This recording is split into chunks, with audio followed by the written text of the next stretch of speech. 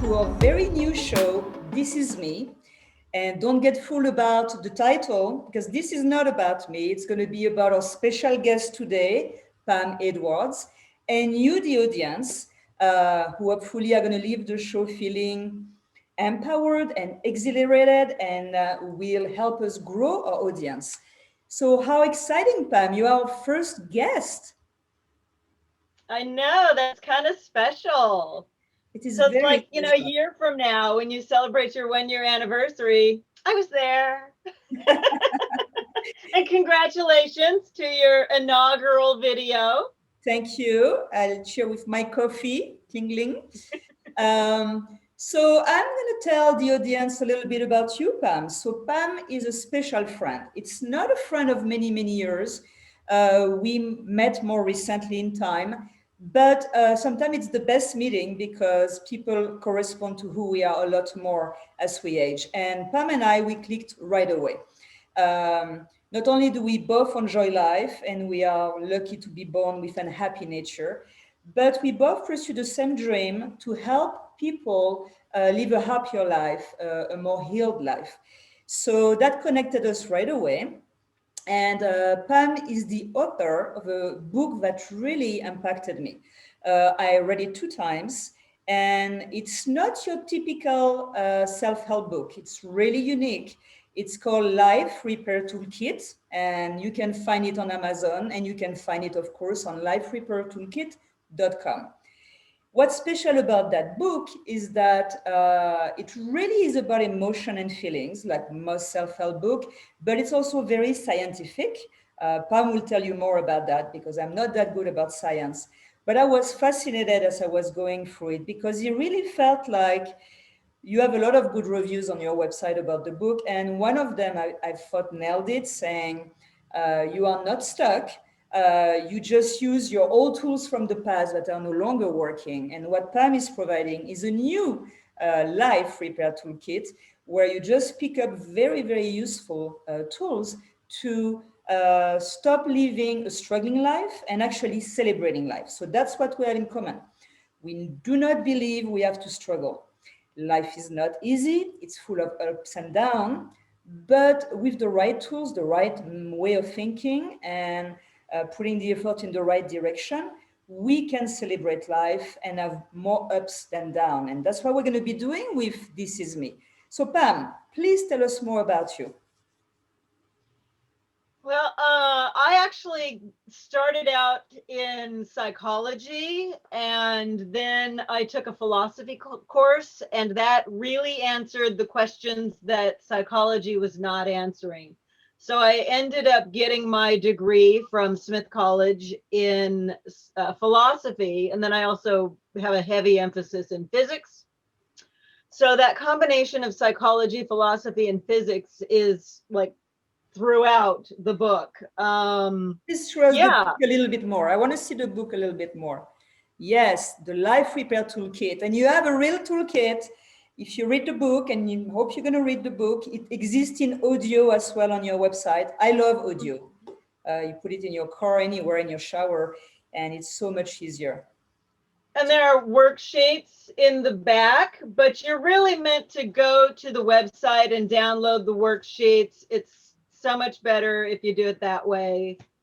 You'll get more out of it, but download the worksheets and definitely do them. I know nobody likes homework, but I absolutely guarantee if you do the homework and make it about you, this is me, and this book is about me. And when you read it, it needs to be about you doing your work because you can't fix anybody else. I absolutely guarantee it will work. So I have done the worksheet several times, and I Yes. find them so interesting. Actually, I am always excited to do them. You do them only when you're experiencing something during the day that is kind of bizarre. You met someone, you experience an event, and you don't feel so good. You come home and you feel angry, you feel sad. Something is bothering you, and you take one of those wonderful worksheets and you just simply answer all the brilliant questions that Pam has come up for with, and you just answer. She asks you one word, You cannot write paragraph and paragraph. It's just like one or two words, maybe one sentence for each little question. And through that template, you arrive to the answer. By the end, you start angry, you start sad, you start frustrated. And by the end of the worksheet, you feel enlightened. You feel like, oh, I got it. I got why I feel this way. I got why that person may have done what they have done to me. And you Mhm. feel the answer and you feel truly better. So I really swear by them. And they are unique. Those I've never seen in any other self-help books. So I congratulate you for that. How did you come up with those worksheets? Oh, golly, honestly, decades of experience. Just trial and error in my own life, searching, researching for anything that would work. And I would try something. And if I liked it, I integrated it. And if I didn't like it, okay, next. So just a whole bunch of trial and error with what, and then honing it down to what worked for me, not just once, but consistently. And then after about 15 years of kind of living it, it occurred to me, how dare I be selfish? I could be sharing this with others. I could, give others access to spare themselves the years of research and trial and error. I could just give them, hey, here's what works for me. Mm-hmm. And the biggest part of that has been owning what's mine instead of blaming others for everything that's gone wrong in your life. It's all of my feelings are my own and all of my thoughts are my own. All anybody on the outside can do is trigger that, and they trigger it for the purpose of showing me what I can work on. Mm-hmm. So if anything, I should be thanking people who upset me or make me sad or avoid me at a party or whatever you want to say, because they're giving me an opportunity to heal myself. And the book Right. came out of my own experience and really wanting to give back and help others not have to go through the years of struggle that I went through. So you said key elements in which I believe entirely. Um, I'm a strong believer that all of us came here on this planet, no matter what you believe in, where we come from, it doesn't really matter. I'm a strong believer. We are all here for a purpose. We are all here with talent, at least one talent. Some of us have many talents, but at least one talent that the world needs, and you need to share with the world. It would be really selfish Mm-hmm. actually to keep it for yourself and lonely, Yeah. and what would be the point, right? But if you share it with the world and you see people actually benefiting from your great skill selling or being a great customer server or a great writer or a great mentor, whatever it is that you do, or beautiful paintings, or you're a great cinematographer, you share your talent and you see how it impacts others, and that makes you happy. So we both believe in that. We are both here to help you, the audience, through this series, through This Is Me. We are here to shine the light on the beauty in our lives. Mm-hmm. Every day I meet people, and I see people on television, on radio. A lot of people have lost the direction or the meaning of their life. They feel sad, they feel inappreciated, they feel unimportant. They don't see their own self, they don't see other people, they don't feel seen. It's really sad because me, when I meet them, I see their beauty. I can see how interesting they are, or what they have to bring, or what's special about them. And that's my role today. I've been told, and Pam is one of them, that I'm usually pretty good at coming up with some question at the dinner table to entertain my guest. I love hosting. Well, with COVID, I didn't host that much and mostly outdoor.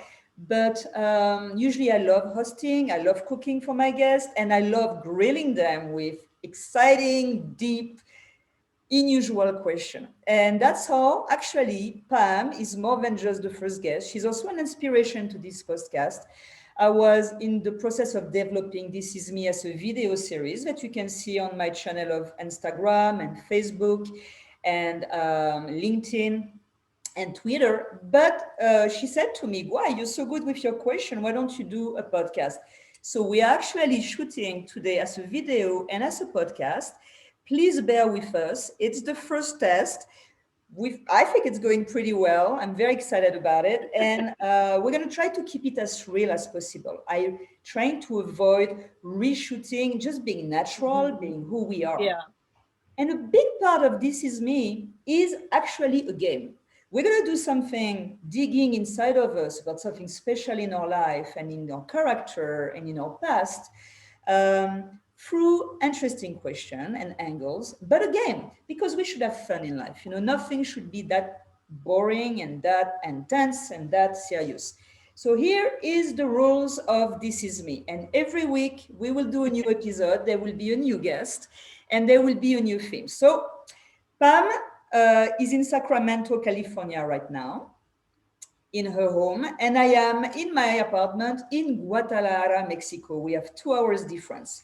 I'm 2 hours ahead.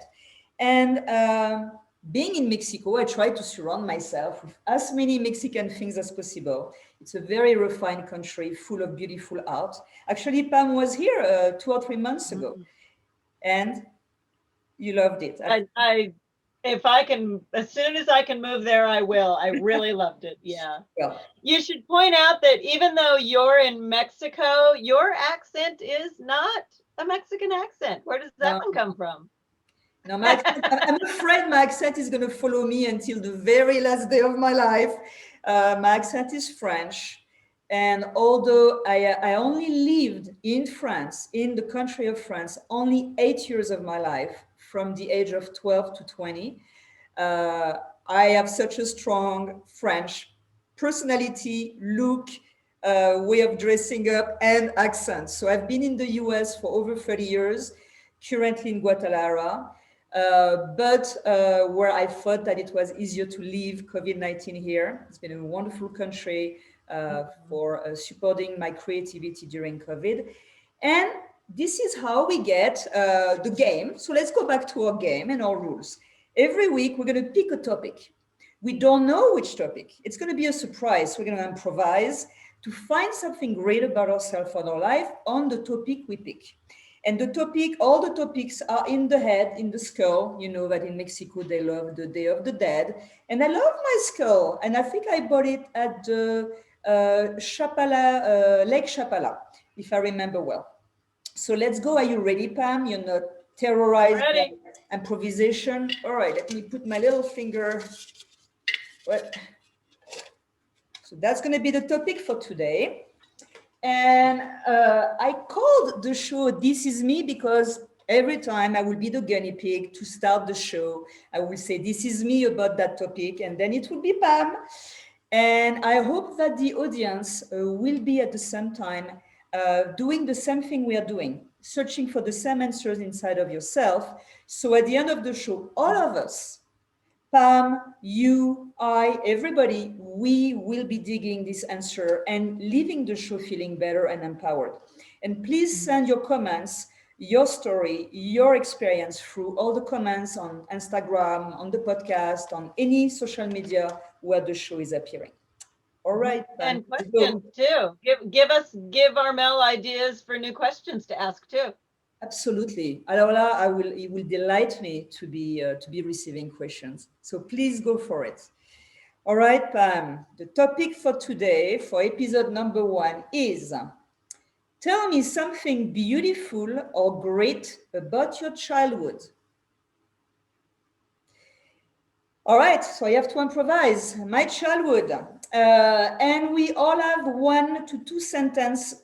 We're authorized to 1 or 2 sentences to summarize the topic. So in that case, my childhood. And then I can only focus on something beautiful or great about my childhood. Okay, so to summarize my childhood, I will say that my childhood was very empty emotionally. There was a huge lack of emotion through my family, my parents, and I. So I deeply suffered from this lack of connection, and that's probably why I'm into the self-help world, because it fascinated me. But now, putting this apart, I had an amazing childhood. Actually, I was listening to a show the other day at the gym. I was watching to YouTube, and they said, "What was the favorite things your parent taught you in your childhood?" And for me, again, I didn't have the best relationship with my parents, but my parents were expatriates in Africa. They lived in Central Africa for 30 years. It was good for their career. They were making more money. They had a managerial career leaving France and going to Central Africa. So me as a child, I followed them. And for the first 12 years of my life, I followed them on islands in New Caledonia, looks like a little bit like Tahiti. I followed them in Central Africa, and I had the most fascinating childhood. So maybe we were not talking about feelings, but my eyes saw so much beauty. By the age of Mm. 4, I had crossed the world 4 times. I was in planes all the time. I was fascinated by pilot. I had crushes on pilot all the time. And at the time, it was 50 years ago. At the time, you were able to stay with the pilot in the cabin. You were able to see how they were piloting. I was fascinated. They will give me a uniform. Of course, it was way too big for me, and it was male uniform. But I was just fascinated. And they give you a little platter food in the plane. I was fascinated. And they give you little toys to play and comic books. I was in heaven between France and Africa and New Caledonia. And I met so many interesting people because my parents were in the hotel business. They were managing a luxury hotel. And he will go from Bangalore on the beach in exotic location to a big hotel of 200 or 300 rooms. And all those people will pass by, and I started to entertain them. When I was 5 years old, 6 years old, I was going on the boat to entertain the guests, entertain the clients, and fish with them, and play guitar by the fire at night. And so it made me be what I am, very social, very fascinated by the world, by people, great amateur of beauty. I have grown up with people of every color, every nationality. I feel the best when I live in diversity. When I find myself traveling in places where everybody is white like me, I find that very bizarre. I feel like it's really missing something. I need to see the variety of people, the difference of culture, the difference of colors, of experience. And I owe Mhm. that to my parents. So my parents may not have been the best, the deepest speaker at the table. One of the reasons is that they had issue all the time between the two of them, so there was not much space left to have a happy family home life. But they did expose me to traveling, meeting people, being curious about life, being very resourceful. um, and I think the very first time, because of that, it gave me a lot of character. I think the first time I left home, I was 5 years old. I left with my suitcase. I was really upset at my parents, and I decided to leave my home. I said, I'm going to How cross far the did you world get? and live my own life. I'm too unhappy at home. Of course, I didn't last past How the far night. did you get? Did My you get to mom, the corner? my mom said she found me 2 or 3 hours later sitting on a rock with my little suitcase, and she brought me back home. So my first escape, we are 5 years old for 3 hours. But I love this part of my childhood. Today, it is so influential and so crucial to my personality. Um, so you see, you can have a childhood that is painful and joyful. If in anything that happened to us, any childhood that happened to us, any event, any day that is bad, there is something good. And that's where Pam and I Mhm. are here to show you, point out, where is the good? Where is that good that Yeah. actually makes you feel good about your life, your past, your history, your story? And Yeah. that is me. That's me, Pam. And it's going Yeah. to be about you and the audience. Please do the same exercise in your home, that you're in your car, in your home, wherever you are. Please start digging what it is in my childhood that had such an impact on me, and make it a great story, actually. Yeah, that you're grateful for. It's too easy to Oh, focus on all the negative and just get consumed by it and all that heavy energy. But this is just a wonderful idea that you have to remind people. hey, you could be putting all that energy into the wonderful things that happened too. Mhm. So I like that. Yeah. Yeah, you are definitely the master of asking the kind of questions that really draw people out. I've so loved that about all of your little dinner parties is you'll ask a question and then we'll spend the next 45 minutes one at a time going around answering it. And it's so intense. It's such a good experience. So I look forward to watching further videos of yours. For me, great things in my childhood. I know that I'm so grateful that I have a close family and I got to spend time with my grandparents pretty routinely, my mother's side of the family and my father's side of the family. Um, and there are so many people who either don't know their father or those grandparents are gone. I'm so grateful that I had them for years and years and years. In fact, my grandfather, my father's father, only died this past year at 106. And I know, even well into adulthood, how lucky I am to have had that opportunity. Family is really important to me, which is part of why I currently live in Sacramento. This is where my family is. Mhm. You know, growing up, I spent a lot of time with my mom. My mom and I were really close. My father was working a lot, but I spent a lot of time with my mom. I have two older brothers. I don't remember a lot about them, but my mom was very supportive for my I was in marching band and she would come to all of the little marching band performances and be very supportive. So that was kind of neat, you know, and she would make back when people still sewed, she would, you know, sew outfits for me. So, yeah, clothing. Yeah. So I'm really fortunate to have had that. My mom and I aren't as close now. It's kind of odd because I wasn't really close to my father that I'm aware of because he was working a lot and I was closest to my mom. But now it's kind of flipped places to where I don't spend as much time with my mom as I would like to, but my dad and I are like best pals. So So somewhere in life, your personality and theirs, you found more common point. But how wonderful yeah. that overall you feel like you had a family. Because that's what I was missing in mine. You had a family, you were together, you met your grandparents, you spent time. You Yeah. how did it impact you, you think, in your personality to um, today and through your career and through your life, this family life, this closeness, how do you think it made a huge difference for you? Well, I gotta say, I think in the end, looking back, everybody blames their parents for everything. But I actually, looking back, I had a pretty decent upbringing. I think I apparently did better than most, or maybe people just focus too much on the negative, and I have the kind of disposition that where I don't. So I feel really fortunate that I had a better upbringing than most.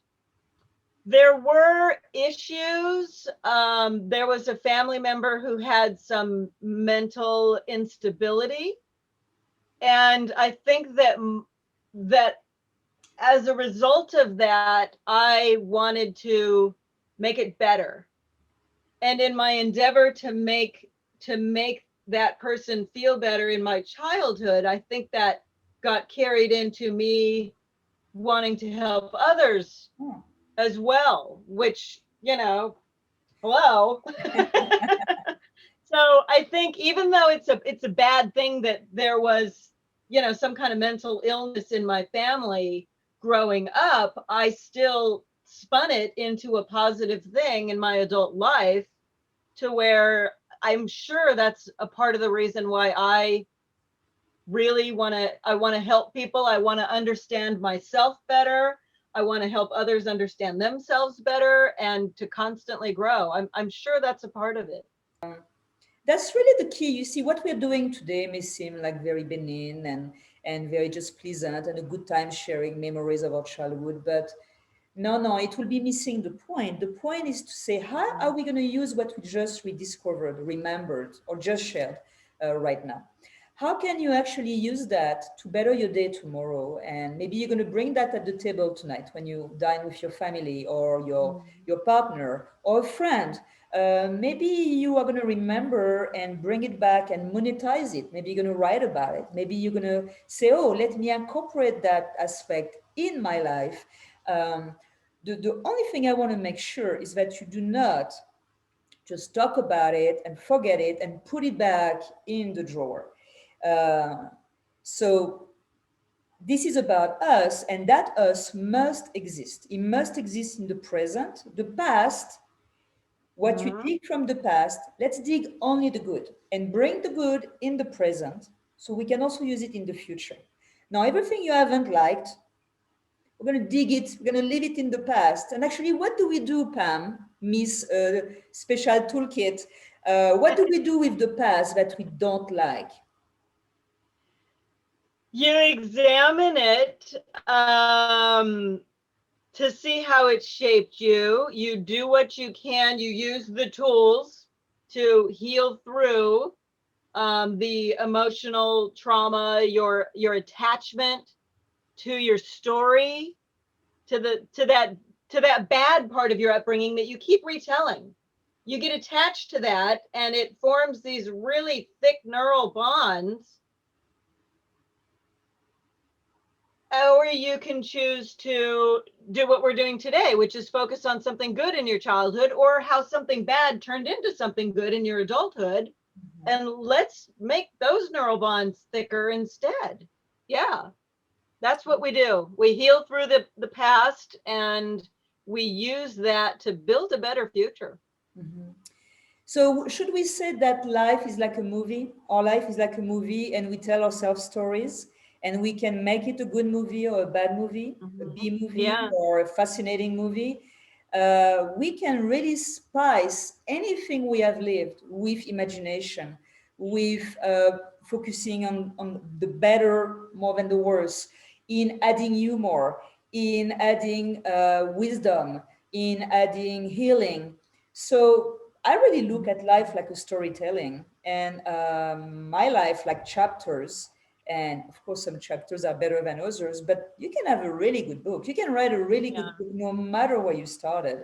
Um, and and you have written a beautiful book so far, both figuratively with. I know you have a new book coming.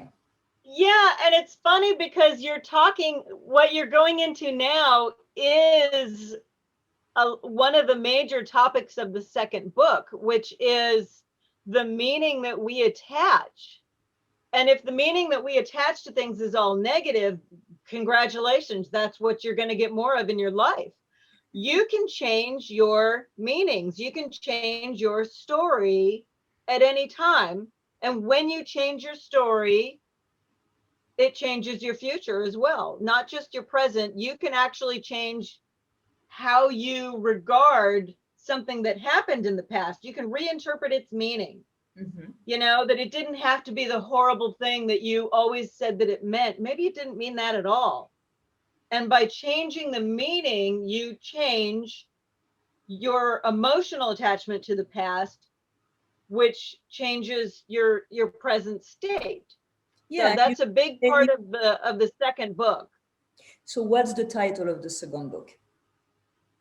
The second book, I'm not as creative as you are. So the second book is going to be called Life Repair Toolkit Power Tools. Well, I think actually it's great because it stays in the tone of what you've done. People who are used to your first book are going to go to the second one right away. That's the plan. That's the When plan. can we expect book number two? Well, I am working on the edits now. I'm editing it, and I want to say I'll have one more run through after this, like an overview edit, because this is like the in-depth meaty edit. And then I'll do one more, and then I'll start recording the book on audio. And I will reach out about getting, a cover done and doing the paperback and the book, the ebook again on Amazon. Boy, I'm going to be one of the first one to read it, to review it. to tell me your honest opinion about it. And please promise me you will come back to the show to tell us about your new book and be grilled with another topic, because there is no free lunch. And so, um, Pam, what would you add to the show? Now we have done the first test together, and tell me. Give me a gift. Give me a gift of something that I can use for episode number 2 next week. You know what I did not put in the first book that I wish I had, if I can remember. It's gone from my brain, of course. You'll have to edit this bit. No, I want it real. So yeah, I'm not thinking about it right now. Yeah, just I mean, what we've been, the very point of your video cast is to focus on the good things in your life, because they are there. Even if you've been trapped in a dungeon your entire life, good things have happened to you. Mm-hmm. And acknowledge them and be grateful, because putting that gratitude out into the world is going to bring more of that back to you. Mm-hmm. So there's always something you can be grateful for. There really is always something you can be grateful for. Well, the thing I'm the most thankful for today is to have you on the show, to have shot our first episode. What an exciting adventure. And I can't wait to receive comments from the audience. So now you can tell us, this is me, and you tell us, this is you. What is it? What have you lived in your childhood? Where should we shine the light on? And please share it by comments, by any way you want on any social media. Pam, I want to thank you so much. I'm so glad you are not just a passage guest, but you're also a friend, and we'll talk very soon. Best of luck finishing editing your book, and we'll make another date in the next 2 to 3 months when it's ready to come out. So the audience can be the first one to know about it. So where can we find your book again? LifeRepairToolkit.com. And you can also find regular posts on Facebook under the same name, Life Repair Toolkit on Facebook. Okay. Well, thank you so much, everybody. Sending you love, and stay safe, stay happy. You've got to finish your day happy. You've got to go to bed with some kind of happiness. I'm sorry, but if you don't, you've wasted a whole day. No. Can't waste a whole day in a time where so many people lost their life. Let's treasure life, and sending you love, and thank you again, Pam. Bye-bye.